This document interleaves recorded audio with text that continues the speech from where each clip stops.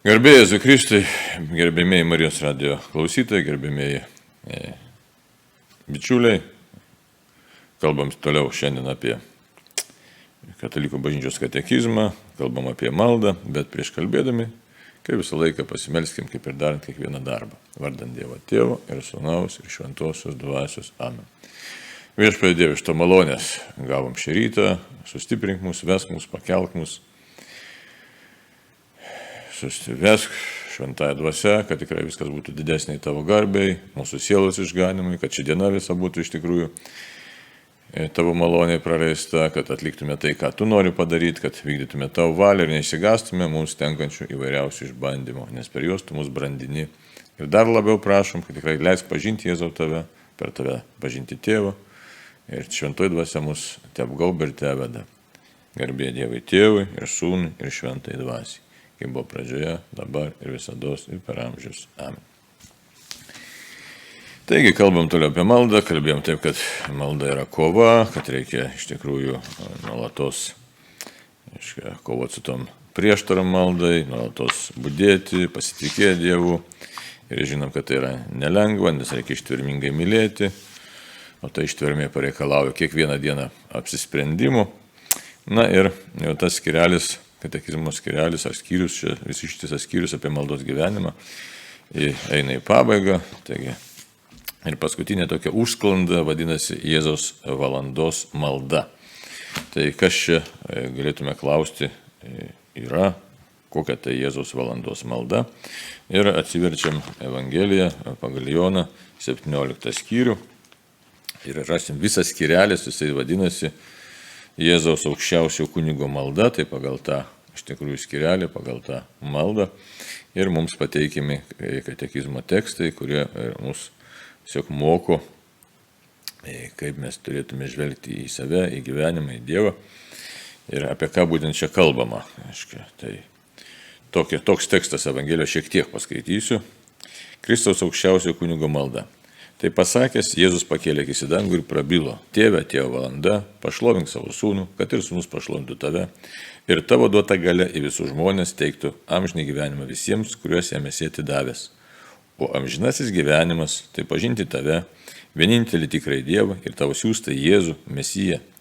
Aš tave pašlovinau žemę, atlikdamas darbą, kurį buvai man davęs nuveikti. Dabar tu, Tėve, pašlovink mane pas save, tą šlovę, kurią esu pas tave turėjęs dar prieš atsirandant pasauliui. Aš apreiškiau tavo vardą žmonėms, kuriuos man davė iš pasaulio, jie buvo tavo, o tu juos atidavėjai man, ir jie laikėsi tavo žodžių. Dabar jie suprato, jog visa, ką man esi davęs, iš tavęs kyla. Tavo man patikėtų žodžius aš perdaviau jiems, o jie juos priėmė ir tikrai pažino, kad esu iš tavęs išėjęs. Įtikėjo, kad esi mane siuntęs. Aš meldžiu už juos, ne už pasaulį meldžiu, bet už tavo man pavespuosius, jie juk yra tavieji. Ir visa, kas mano, yra tavo, o kas tavo, tai mano. Ir aš pašlovintas juose. Aš jau nebe pasaulyje. Jie dar pasaulyje, o aš grįžtu pas tave. Šventasis Tėve, išlaikyk ištikimus savo vardui visus, kuriuos esi man pavedęs, kad jie būtų viena, kaip ir mes. Taigi ir toliau, aš šiek tiek galėsim paskui pažiūrėti dar tą tekstą, evangelinį tekstą, dabar žiūrim į katekizmo tekstą. Būtent kada vyksta ta malda. Malda vyksta iš tikrųjų paskutinės vakarienės metu ir paskui jau 18 skyriumi skaitome, kad Jėzus baigęs kalbėti, nuėjo su mokiniais anapus Kedrono upelio, kur buvo sodas, ir išdavėjas Judas jau žinojo tą vietą ir taip toliau. Taip kad prieš pat išdavystę Jėzus meldžiasi. Taip atėjo jo valanda pilnai įvykdyti Tėvo valią, visiškai atsiduoti Tėvo rankas. Ir Jėzus kaip aukščiausias kunigas, auka ir aukščiausiasis kunigas meldžiasi už visą pasaulį, kad įvykdytų tai, ką Tėvas yra jam numatęs ir ką pasauliui yra numatęs. Tai dabar 2746 katekizmo numeris mums byloja. Jėzaus valandai atėjus, jis meldžiasi Tėvui. Jo malda, ilgiausia iš esamų Evangelijoje, apima visą kūrimo ir išganimo ekonomiją. Taip pat jo mirtį bei prisikėlimą. Jėzaus valandos malda, kaip ir jo Velykos, įvykusios vieną kartą visiems laikams, visada lieka jo malda ir sudabartinama bažnyčios liturgijoje. Tai ką mes čia matom, ką girdime, iš tikrųjų, katekizmas įvardina, kad kas tai yra Jėzaus valanda, kai jis meldžiasi tėvui, apimdamas visą pasaulį, visą vyksmą, kas čia vyko, kodėl Jėzus ateina į tą valandą.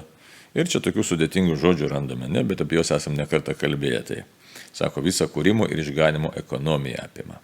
Taip pat jo mirtį ir prisikėlimą. Tai Dievas mums iš tikrųjų numatė planą, sukūrė pasaulį ir išganimas paskui vyksta būtent per Jėzų. Ta ekonomija, tai toks žodis nėra, kad nieko bendro su ekonomika ar ekonomija neturi, bet iš tikrųjų tai yra graikiškas žodis, kurio mintis, kad vyksta visas tas vyksmas, planas, kur tiesiog kaip Dievo planas ir teologai pritaikytas šitas terminas, kad kaip tiesiog parodyti, apimti Dievo sumanimą. Galėtume taip paprastai lietuviškai įvardinti. Dievo sumanimas, kuris atveda žmogų iki pilno susitikimo su Dievu.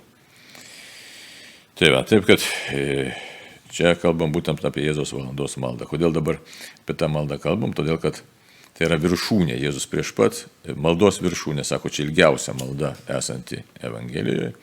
Nors mes dažnai Evangelijose visose galėtume tai pasakyti. Jėzus dažnai meldžiasi, mes net skaitom, kad meldžiasi ištisą naktį, tai reikia manyti, kad tos maldos buvo ilgos, bet buvimas, mes įvairiai galim kalbėti, čia nebe daugia žodžiavim, bet šita malda užrašyta Jono Evangelijoje ir būtent jinai ypatinga tuo yra, kad joje visas išdėstomas Dievo veikimo planas, malda už pasaulį, malda už savuosius, malda už tos, kuriems patikėtas Dievo žodis. Kas bus po to, žodžio perdavimas, prašymas apsaugoti nuo piktojo, vienybės prašymas, kitaip tariant, tie esminiai momentai, dalykai, kurie reikalingi, kad žmonės tikrai Jėzaus suburtieji, Jėzaus pašauktieji žmonės taptų gyvąją bažnyčią. Na ir, ką katekizmas mums sako, Jėzaus valandos malda, kaip ir jo Velykos, įvykusios vieną kartą visiems laikams, visada lieka jo malda. Tai jo malda tai yra malda už mus, už pasaulį. Kitaip tariant, tai, kas sudabartinama liturgijoje, tai mes liturgijoje, aišku, pirmiausia, Eucharistijos šventime, ir kad ir kitose taip pat liturginiuose veiksmuose, tai juos kaip reikia žiūrėti. Čia labai toks svarbus momentas, katekizmas mums tą sąsają pateikia su liturgija, kad mes ne tik tai kalbėtume apie savo vidinę maldą, apie savo asmeninę maldą, bet labai tampriai matytume savo asmenės maldos ryšį su bažnyčios liturgija.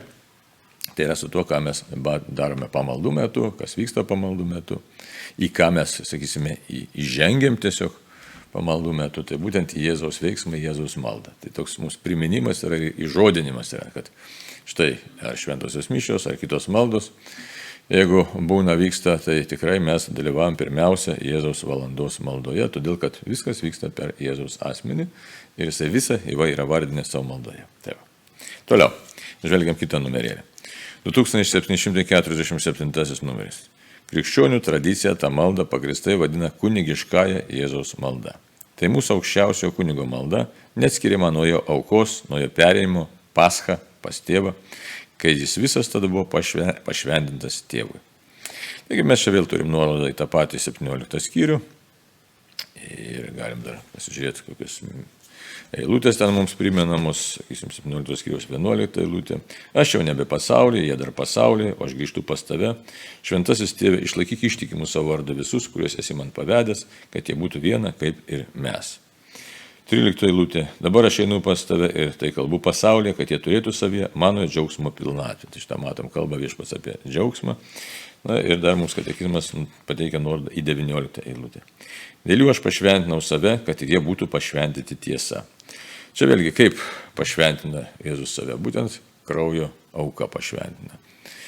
Ir tokiu būdu jis iš tikrųjų tiesiog paliudė, kad tai, ką jisai daro, yra absoliučiai tikra, nes už tai atiduoda savo gyvybę. O mūsų pašventina tiesa, kad mes, kai išpažįstam Jėzų, iš tikrųjų mes jau tikrai išpažįstame ne bet ką, ne bet kokią tą ar nuomonę, ar kažkokią tai ten sumanimą, bet iš tikrųjų mes esame pašventinti tiesa ir tą tiesą išpažįstame. Taip, ir žvelgiam, aiškiai, į katekizmą ir ką mes dar galim savo čia atrasti. Sako, aukščiausio kunigo malda neatsiejama, neatskiriama nuo jo aukos. Tai Jėzus save paaukoja ir, kaip gražiai sako, ne tai, kad kenčia, miršta, bet pereina pas tėvą. Perimas, pascha, peržengimas. Ne? Kaip žydai, kad perėjo Raudonąją jūrą. Eidami iš Egipto, tai iš nuodėmės vergovės iš tikrųjų, ne, į laisvę, tai dabar Jėzus perina pas tėvą, besimelsdamas perina pas tėvą. Ir tokiu būdu iš tikrųjų mums atveria kelią į laisvę. Ir sako, visas tada buvo pašventintas tėvui. Tai yra visiškai atsidavęs ir tame atsidavime yra mūsų laisvė. Čia jau kaip girdėjom keletą eilučių. Taip, kad dabar, sako, kunigiška Jėzaus malda. Kodėl vadinama? Todėl, kad, dar kartą primenu, Jėzus yra ir kunigas tuo pačiu metu ir tuo pačiu metu yra auka. Pats save aukoja ant kryžiaus dėl pasaulio išganimo, aukoja tėvui, aukoja kaip auka už pasaulio nuodėmę.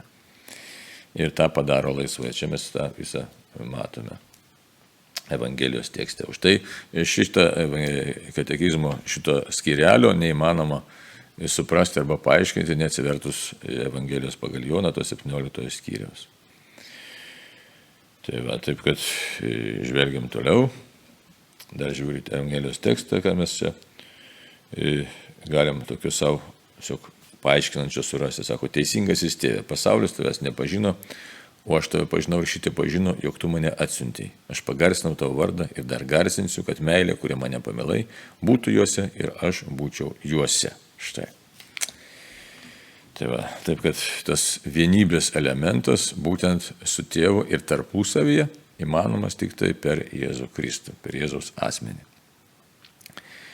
Taip, kad Jėzus meldžiasi už pasaulį, aukoja save ir įvyksta pasaulio perkeitimas. Kitą dar numerį pažiūrėkim. Toje Velykų aukos maldoje viskas buvo suvienyta Kristuje tartum galvoje. Dievas ir pasaulis, žodis ir kūnas, amžinasis gyvenimas ir laikas, save dovanojanti meilė ir ją išduodanti nuodėmė. Čia pat esantis mokiniai ir tie žmonės, kurie dėl jų žodžių įtikės Jėzų, pažeminimas ir garbė. Tai vienybės malda. Tai štai. Apie tai yra apaštalas Paulius laiške Efeziečiams kalba, iš tikrųjų 1 skyriuje 10 eilutė, kad viskas suvienyta Kristuje tartum galvoje. Dabar, kodėl ta vienybė labai svarbu? Mes matome pasaulyje daug susiskaldimo, labai daug susiskaldimo. Tarp asmenų, šeimose, labai daug atrodo, kad ten, kur turėtų būti vienybė, kur turėtų būti sutarimas, kur galėtų būti sutarimas, elementariausiose situacijose iš tikrųjų įvyksta skaldimas. Jis jau nekalba apie visuomenę, apie politinius veiksmus ir taip toliau. Ir katekizmas mums už tai pasako, kaip įmanoma pasiekti vienybės. Vienybės pasiekti įmanoma tik tai vieninteliu keliu, vieninteliu būdu. Iš tikrųjų, žengiant kartu su Jėzumi pas tėvą. Žengiant per Jėzų pas tėvą, iš tikrųjų. Tik tai jį pažįstant ir išpažįstant Jėzų Kristų. Būtent buvojant su juo maldoje kartu, toje aukščiausio kunigo maldoje ir atpažįstant Jėzaus asmenyje aukščiausiai kunigą, tą, kuris mus atveda pas tėvą. Kitaip tariant, priimant viešpatį Jėzų, tik tai tokiu būdu įmanoma vienybė. Dabar ką tai reiškia priimant? Tai yra, kitaip tariant, visą laiką žvelgiant Jėzau, tu esi mano pasaulio centras, viską matuoti tuo matu, ką viešpats Jėzus čia atnešė, ką jisai mokė, būtent gyventi toje dvasioje, kurią viešpats Jėzus mums paliko, kurią atsiuntė ir to mokymo dvasioje, kurį irgi mums perteikė ir perteikė toliau bažnyčia. Nes kitaip neįmanoma tos vienybės pasiekti, nes vienybė dirbtiniu būdu nebus sukuriama ir nebus tvari. Taip, kad, sako, Dievas ir pasaulis, žodis ir kūnas, amžinasis gyvenimas ir laikas. Save dovanojantį meilę ir ją išduodantį nuodėmę. Tai viskas yra įimta į Jėzaus maldą, viskas įimta ir toje Jėzaus aukščiausio kunigo maldoje mes atrandame tą gyvenimo pamatą. Ką dar čia be pridursiu, ne, tai vienybės malda, taip kad verta visą laiką tą 17 skyrių pakartoti, pasižiūrėti, paanalizuoti ir suprasti, čia toks, katekizmas pateikiamas kaip atbaiga to mūsų maldos viso gyvenimo tokia kaip viršūnė, kad jeigu aš melsdamasis neturėsiu minty, kad Jėzau esu vienybėje su tavimi, tai iš tikrųjų to tikro maldos kelio, tikro maldos gyvenimo ir neatrasiu. Pasižiūrim dar sekantį numerėlį, 2749 numeris. Jėzus įgyvendino visą tėvo darbą. Ir jo malda, kaip ir jo auka, tęsiasi iki laikų pabaigos.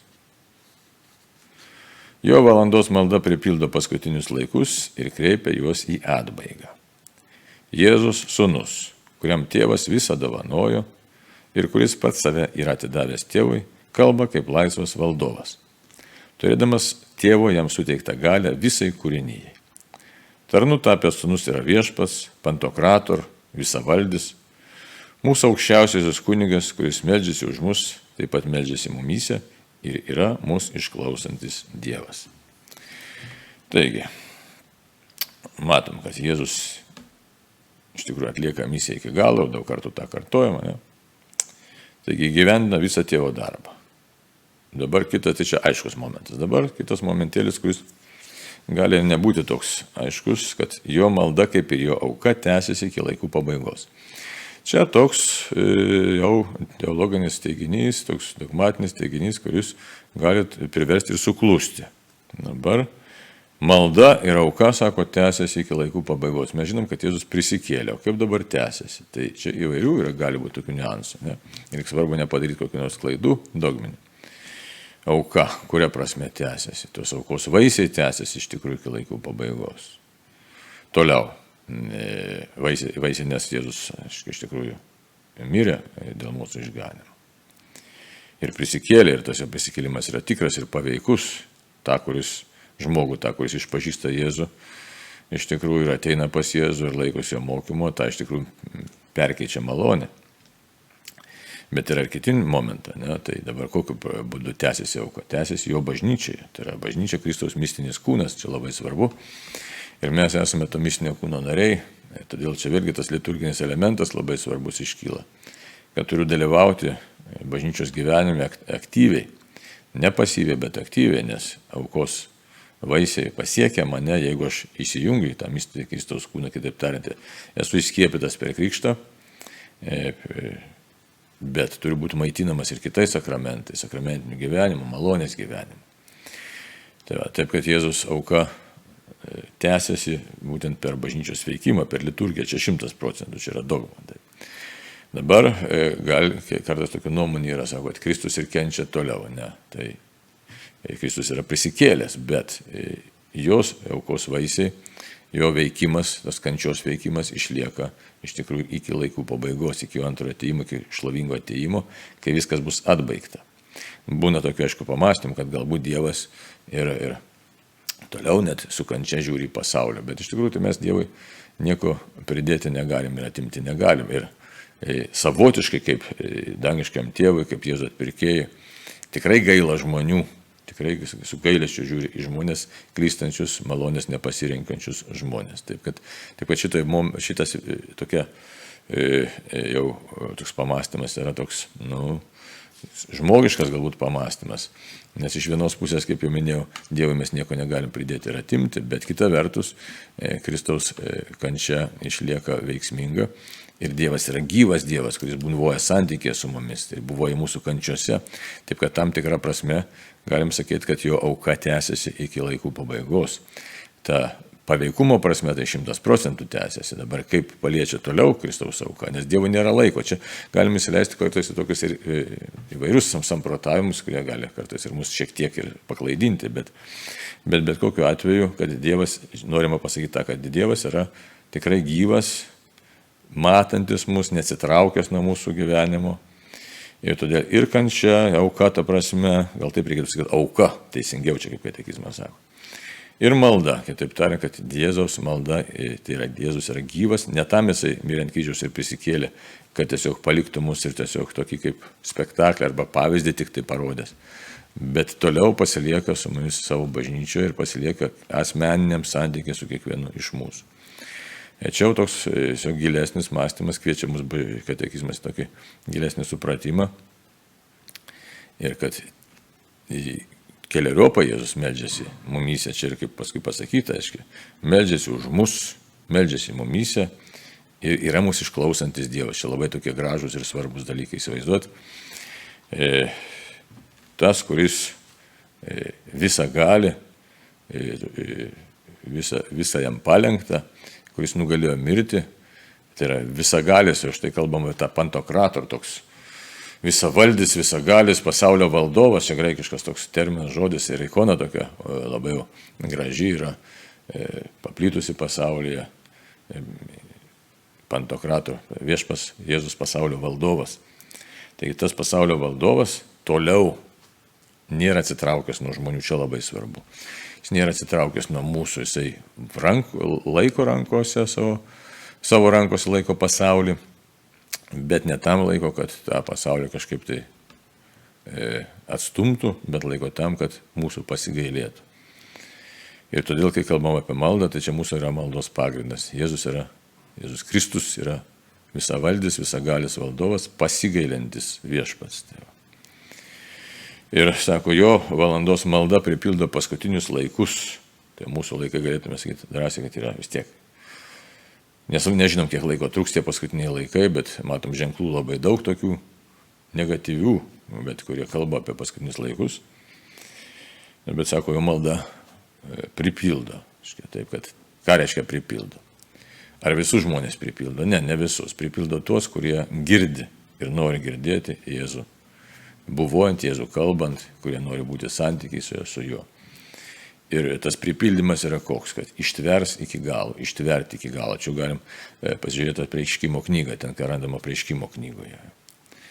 Tai taip, kad dabar sako, kreipia juos į atbaigą. Tai vėlgi tas pripildymas ir kreipimas į atbaigą. Vėlgi kalba yra tokia, kad išpažinti viešpatį Jėzų iki galo, nepasitraukti, neišsigąsti, liūdėti, žodžiu, kalba apie tą ištikimybę, būtent apie Dievo meilę, kaip mes galime Evangeliją dar pasižiūrėti. Ne? Tai, kad sako, pasiektų tobulą vienybę, pasaulis pažintų, jog tu esi mane siuntęs ir juos myli taip, kaip mane mylėjai. Žodžiu, tas kreipimas į visišką vienybę su Dievu, išpažinimo prasme, tikėjimo prasme, vilties prasme, meilės prasme, ištvermės prasme, tvirtumo prasme. Tai daug tokių labai svarbių elementų, kurie padaro jo, tai yra Jėzaus mokinius, panašius į jį, būtent Jėzaus gale, ir tai yra kaip Jėzaus aukščiausio kunigo ir aukos ir kunigo veikimo pasiekmė. Tai jo malda pripildo, jo malda kreipia, jo malda stiprina. Ir turim suprast, kad mes už tai gyvi ir tikintis esam, kad Jėzus pastoviai meldžiasi už mus, kaip aukojasi, gal taip, už mus kaip aukščiausiasis kunigas. Ir meldžiasi ir aukojasi. Tai tas buvimas, jisai mus stiprina, pakelia, veda. Gerai. Jėzus sūnus, kuriam tėvas visą dovanoja ir kuris pats save yra atidavęs tėvui, kalba kaip laisvas valdovas.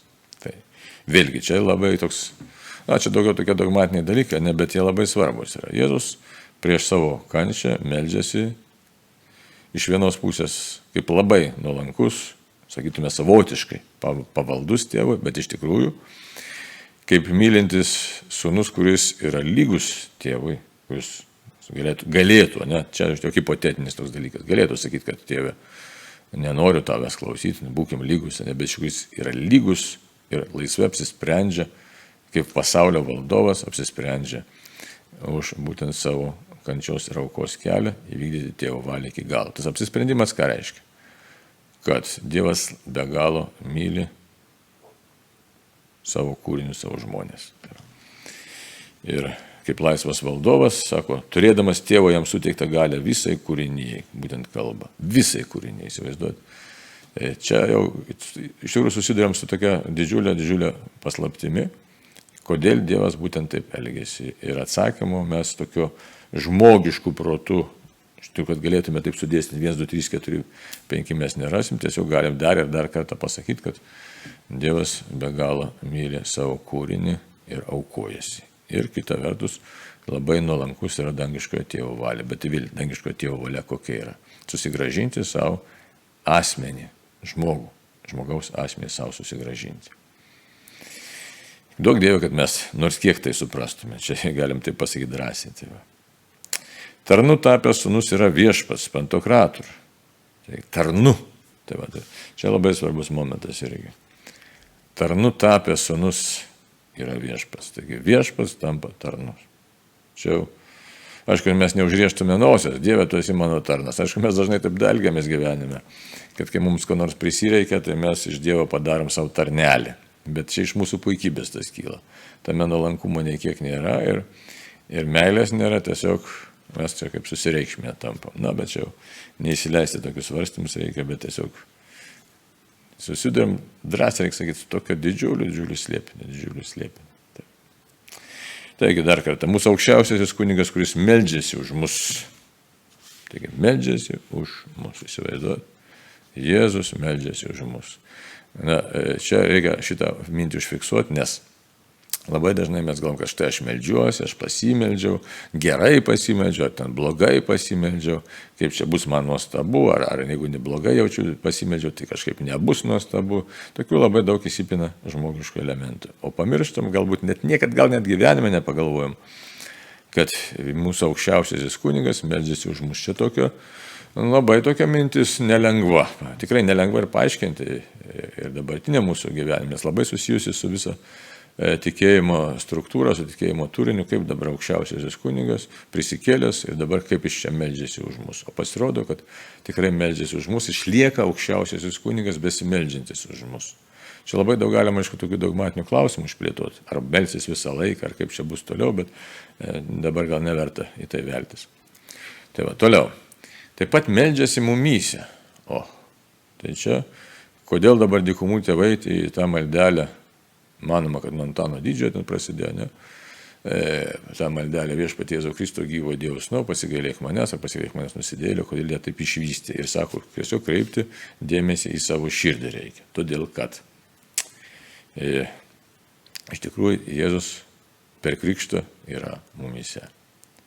Mūsų tiesiog sieloje yra įspausta žymė šventosios dvasios. Ir šventoji dvasia užtikrina, kad Jėzus yra mumyse. Tai štai jisai meldžiasi mumyse, kai mes norim bendrauti su tėvu. Tai, aišku, mes dažnai prašom, kad šventieji užtartų mus, kad angelai nuneštų mūsų maldą. Liturginėse tekstuose turi mane, kad nuneštų mūsų maldą į tėvo akivaizdą. Bet dar čia drąsiau, kad Jėzau, tu meldiesi manyje. Na ir yra mūsų išklausantis Dievas ir tuo pačiu išklausantis Dievas. Čia mums tokių labai dalykų daug užtikrinančių mūsų tą maldos,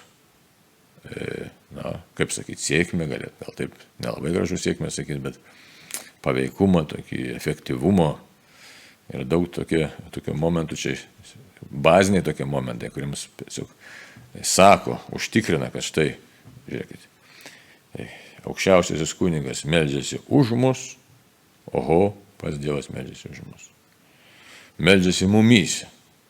Aišku, turi būti malonė stovė, čia kalbos nėra, tai čia nekalbama apie tokią maldą, kai esi nuodėmė stovė. Ir yra mūsų išklausantis Dievas. Tai čia vėlgi mumyse meldžiasi ir mūsų išklauso. Tai kas mums belieka, tik tai suklusti, nuščiūti ir pradžiugti, kad Dieve, tu pats manyje meldiesi ir pats mane užtari ir mane išklausai. Aišku, gyvenime tai matom, kad įvairiai būna, ne visi mūsų norai išpildomi ir ne visos mūsų maldos išklausomas taip, kaip mes tai suprantame arba norime. Bet čia jau kiti dalykai. Katekizmas mums pateikia patį pagrindinį dalyką ir tai yra mūsų išganimą, mūsų amžinį gyvenimą užtikrina mums Viešpats, jeigu mes buvojam santykėje su juo. O tuo tarpu mūsų kūnas, šitas mūsų kūnas, jis mums byloja tą trapumą, senėjimo procesą, lygos, tai mus išmuša iš pusiausvėros, baimę sukelia. O tuo tarpu Dievas mums kalba apie perkeistą kūną, apie prisikėlimą, apie kitą kūną, apie sudvasintą kūną, tai kitaip tariant vėl apie amžinį gyvenimą. Tai tas konfliktas mumyse jis egzistuoja ir tik tai tikėjimo galia gali mus perkeisti. Ir čia ta kova nėra lengva, jinai vyksta kiekvieno žmogaus širdyje ir vyksta gana nelengvai. Toliau. Tai ir žiūrim dabar sekantis numeris 2750. Tik įsijautę į šventąjį viešpės Jėzaus vardą galime visą širdimi priimti maldą, kurios jis mus išmokė. Tėve mūsų. Iš širdies kylanti jo kunigiškoji malda įkvėpia didžiuosius Tėve mūsų prašymus. Rūpintis Tėvo vardu, trokšti jo karalystės ir jam teikiamos šlovės, vykdyti Tėvo valią ir jo išganimo planą, išgelbėti nuo piktojo. Tai vėlgi visas čia šitas numerėlis sustatytas remiantis tuo Jono Evangelijos 17 skyriumi ir jau čia mintis kokia to būtent skirsnelio yra, kad mus paruošti, tiesiog struktūriškai paruošti analizai tokiai būsimam kalbėjimui apie Tėvę mūsų maldą, nes paskui jau ir bus katekizmo antrasis skyrius, ten apie maldą, kalbėsime apie viešpės maldą Tėvę mūsų. Tai jis toks išplėstas kalbėjimas ir tuo katekizmas baigsis. Tai va taip, kad dabar žvelgiam dar kartą šitą 2750 numerėlį ir ką mes čia galim dar savo surasti. Sako, tik įsijautę į šventąjį Jėzaus vardą. Įsijautę. Čia toks net neįsigilinę, bet įsijautę. Tai ką tai reiškia įsijautimas? Kad perimtų visas tas mūsų sielos galias ir mąstymą ir viską.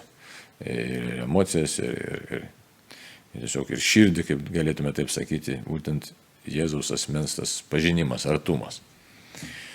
Nes tik tada galėsime priimti būtent Tėvę mūsų maldą. Tai santykyje Jėzaus aukščiausio kunigo malda yra iš tikrųjų santykė su Tėve mūsų malda. Ir kai apaštalai prašė, sako, išmokyk mūsų melstis, tai Tėve mūsų Jėzus maldą išmokė. Tai kaip tiesiog toks išaiškinimas ar išplėtimas, ar tiesiog santykinis buvimas toks yra būtent Jėzaus aukščiausio kunigo malda. Nes štai ką sako mums, sako, iš širdies kylant jo kunigiškoji malda įkvėpia didžiuosius Tėve mūsų prašymus. Tai va. Kitaip tariant, kai analizuojam Jėzaus aukščiausio kunigo maldą, tada imam suprasti geriau, kas pasakyta Tėve mūsų maldoje. Ir kas ten pasakyta, tada paskui žiūrėsim, bet čia tik tai už keli momentai mus nurodomi. Rūpintis Tėvo vardu, tai yra, kad Tėvo vardas būtų pagerbtas, trokšti jo karalystės, ne? Tai vėlgi, kad nežiūrėtume per daug į pasaulį, jam teikiamos šlovės trokšti, ne? Tai toliau vykdyti Tėvo valią, vėlgi, kad čia yra išganimo planą įgyvendinti ir taip pat išgelbėti nuo piktojo. Sakysim, 17 skyrius, 15 eilutė. Aš neprašau, kad juos paimtum iš pasaulio, bet kad apsaugotum juos nuo piktojo. Tai štai tiesioginis toks santykis su Tėve mūsų malda. Na ir dar vieną numerėlį pažiūrim. Ir baigsis tas skyrelis, 2751 numeris. Pagaliau šią kunigiškąją maldą Jėzus mums apreiškia ir suteikia neatskiriamą Tėvo ir Sūnaus pažinimą. Tas pažinimas ir yra maldos gyvenimo slėpinys. Čia toks kaip ir mums apvainikavimas savotiškas, ne? Tai yra, kad štai, ką reiškia, čia ilgas tekstas nuo 6 iki 10 eilutės, kad apreiškiu tavo vardą žmonėms, kuriuos man davė iš pasaulio, jie buvo tavo, o tu juos atidavė man ir laikėsi tavo žodžio. Na ir visa, kas mano, yra tavo, kas tavo, tai mano ir aš pašlovintas juose. Kitaip tariant, suteikia neatskiriamą tiesiog pažinimą, kad Tėvas ir Sūnus yra viena. Ir sako, tas pažinimas ir yra maldos slėpinys. Čia irgi toks labai slėpiningas dalykas mums pasakytas apie tą tokį mistinį tikėjimą kalbam, tokį giluminį dalyką, kad kai meldžiamės, tai kad suvoktume, kad štai susivienim mes per Sūnų su Tėvu ir iš tikrųjų drąsiai kreipiamės už tai į Tėvą, nes Sūnus yra mumise, meldžiasi mumise, užtaria mus, išklauso mus, na yra tas Dievas, kuris pasiaukojo už mus. Tai aišku, galėtume ir apaštalų, Pauliaus laiškuose rašti tą mintį, kad štai užtarė.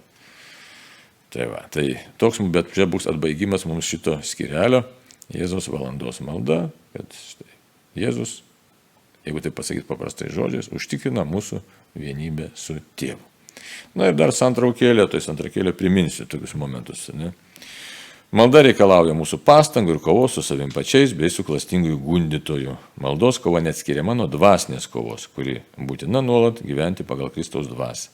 Meldžiamės taip, kaip gyvename, nes gyvename taip, kaip meldžiamės. Taip, toliau kitas numerėlis dar ką mums sako. Maldos kovoje turime priešintis klaidingai maldos sampratai, įvairioms mąstymo tendencijoms, savo pačių nesėkmių patirčiai. Šios gundimus, kurie verčia bijoti maldos naudingumu ar net jos galimybę, reikia įveikti nuolankumu, pasitikėjimu ir ištverme. Pagrindiniai sunkumai meldžiantis yra išsiblaškymas ir sausra. Nuo jų gelbsti tikėjimas, širdies atsivertimas ir budėjimas. Maldai dažniausiai gresia dvi pagundos - tikėjimo stoka ir vangumas, kaip tam tikra depresijos forma, kylanti dėl ištižimų ir vedanti į nusiminimą. Mūsų Dievo vaikų pasitikėjimas išbandomas tada, kai mums atrodo, jog ne visada esame išklausomi. Evangelija mus ragina klausti, ar mūsų malda sutampa su dvasios, tai yra su šventosios dvasios troškimais. Be paliovos melskitės, melstis galima visada, tai net gyvybiškai būtina. Malda ir krikščioniškasis gyvenimas neatskiriami. Į Jėzaus valandos maldą, pagristai vadinama aukščiausio kunigo malda, sutraukta visa kūrimo ir išganimo ekonomija. Ši malda įkvėpia didžiuosius Tėve mūsų maldos prašymus. Tai štai, jau baigiam tokį tikrai labai svarbų poskyrį ir mums įvardinti momentai, kaip buvoti maldos gyvenime, kaip buvoti iš tikrųjų santykyje su viešpačiu, kad tas mūsų gyvenimas įgautų tokią labai aiškę kryptį į Dievą ir įgautų prasme kiekvieną akimirką. Taigi dėkojom Dievui. Štai, kad galėjom sklaidyti katekizmo puslapius apie maldą ir ateityje perėsim prie viešpaties maldos Tėve mūsų. O dabar dėkojom tau Dievą ir išpalaimink mus visus bičiulius, suteik tikėjimo, maldingumo, malonę, tau garbė ir šlovė dabar ir per amžius. Amen.